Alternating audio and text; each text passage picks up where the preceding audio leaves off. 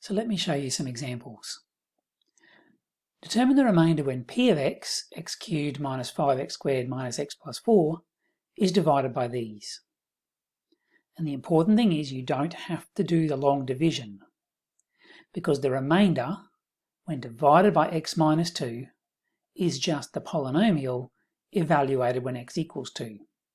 That's going to be my remainder by the remainder theorem. So I just put 2 into my polynomial, 8 minus 5 times 4 minus 2 plus 4. And minus 10 then is my remainder. Likewise, if I'm dividing by x plus 1, that's the same as x minus negative 1. So my remainder is just p of negative 1. So put negative 1 in carefully.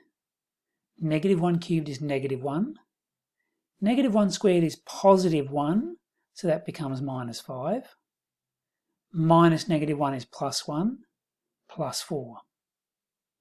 So my result, p of negative 1 is negative 1.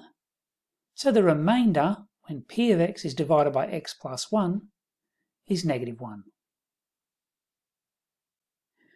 And I can use the factor theorem to work out whether it's a linear factor. Is x plus 1 a linear factor of this? How do I know?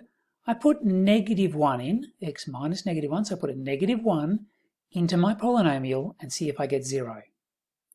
Well, negative 1 gives me a remainder of negative 3, so x plus 1 is not a factor. What about x minus 2?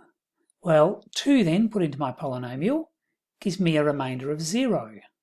Well, if the remainder is 0, then x minus 2 must be a factor of my polynomial. Finally, I can do some problem solving. For what value of k will this division give remainder 5? Well, I'm dividing by a linear factor x minus 1, so that's the same as saying my evaluation of my polynomial I started with, my divisor.